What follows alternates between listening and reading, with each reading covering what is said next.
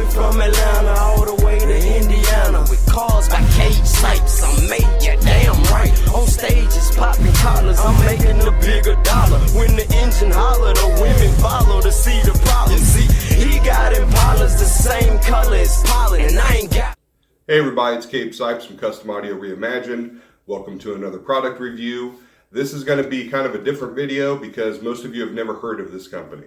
The company's name is Genius Audio. They've been around for 35 years, but they've been around in South America, Panama, everywhere but the United States.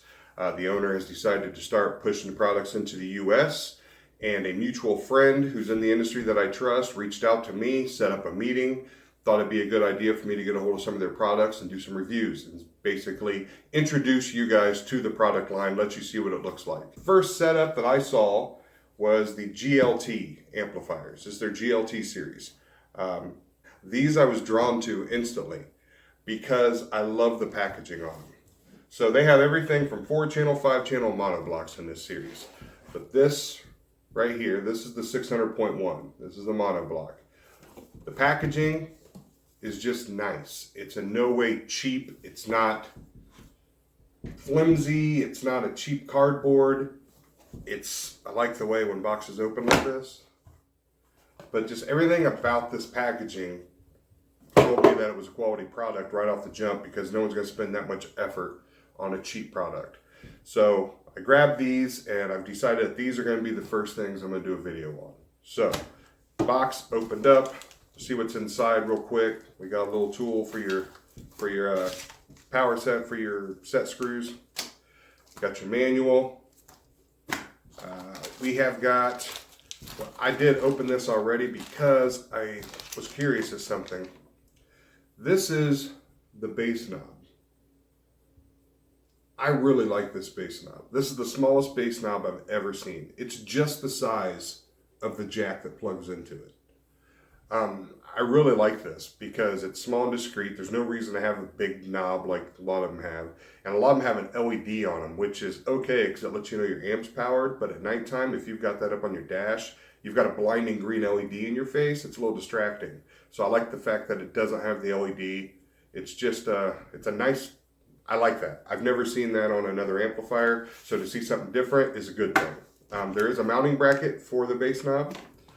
Then you have your RCA breakaway cable. There's a breakaway cable on all of these amplifiers for the RCAs because the chassis is too small to actually put the RCA heads. Now some amplifiers that are the same size will have the RCA heads on them. I will tell you though, in experience, a lot of those amplifiers I have noise. Because they're trying to cram the jacks of the RCAs onto the same chassis as the amplifier when it's that small, you end up with the RCA connectors, the ground shielding and everything being too close to the power supply, and you end up picking up noise. So I have found a lot of micro amps that I've used in the past have noise in them, and I believe that's the reason why, is because they put the RCA heads actually on the board as opposed to a breakaway cable like this, where you can keep it separated and shielded from the power supply and everything else. So there's that. We have the trash, because I opened up the bass knob, got the bass knob cable, and then you have the amplifier, which is, again, the packaging, good packaging. Not just sitting in there sliding around. And this was wrapped in plastic, but I'd already opened it because I wanted to look at it. And there it is. And that's a 600.1. On the back, they do have a huge warranty sticker, so if you take this thing apart, they're going to know, and your warranty is going to be void. It's looking to me like this takes 8-gauge inputs, 8-gauge power ground, and looks like you can pull in 10, 12-gauge remote wire. And it looks like for the speaker outs, you can do 10-gauge. Then on the other side, you have all your crossovers, all of your settings, and also right there is where your RCAs go. So the RCAs will go right there, and right here is where your bass knob goes. Feels like it's made of aluminum. Everything on it feels pretty solid. Even the ends are steel, are aluminum. They're not plastic. Everything on here seems like it's made of aluminum. Power output at 1 ohm mono at 12.6 volts. So they're actually putting the voltage that they tested it at. 600 by 1. Power output at 2 ohm mono, 12.6 volts, is 350 by 1. Power output 4 ohm mono at 12.6 volts is 200 by 1. So I like the fact that they broke it down to actually what voltage it was running. Now that would be the real power rating. Based on unboxing, looking at it, this is going to perform. I have no doubt when I hook this on the dyno, this amplifier is going to do what it says. They have way too much time and effort into the build quality of this amplifier for it to just fail. So the next step is, let's go to the shop. We're going to leave the pretty office and we're going to head down to the shop and we're going to hook these things up and see what they do. Okay, we are in the shop. We are ready to test out some amplifiers here. First up is going to be the 600.1. We're going to go ahead and do a peak hold run on this thing. First step is going to be 4 ohms. So power output at 4 ohm mono is supposed to be 200 watts. I'll try to do this in real time so there's no breaks so you guys can see it happen. Here we go.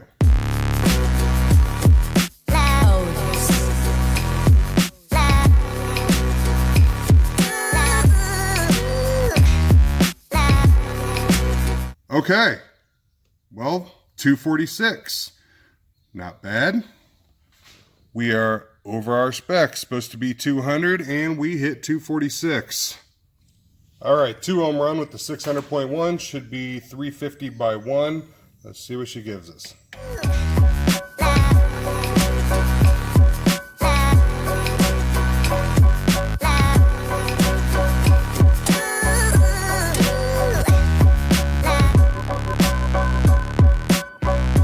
$369.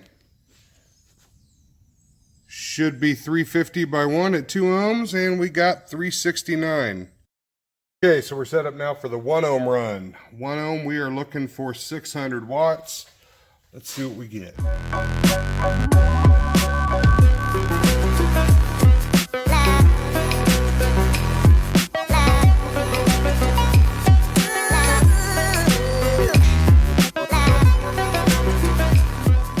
$714. All right, respectable. Supposed to be 600. We got 714 watts out of it at 12.9. Starting to pull down the electrical, but it was supposed to be 600 at 12.6. Solid. Okay, so as you can see from the 600.1, as I expected, these amps are actually underrated. They're doing more than what they're rated to do, which is awesome. That means you're getting what you pay for and some. I'm not going to record myself doing every amplifier. That would take forever, and this video would be an hour long. I'm gonna post up the results so you guys can see, but I don't have any doubt in my mind that all of these amps are gonna be basically underrated, so they're gonna hit more than what they're rated to do. And then I'm gonna have my little closing statements about what I think about Genius Audio, and you can decide if you think it's something you wanna run in your car.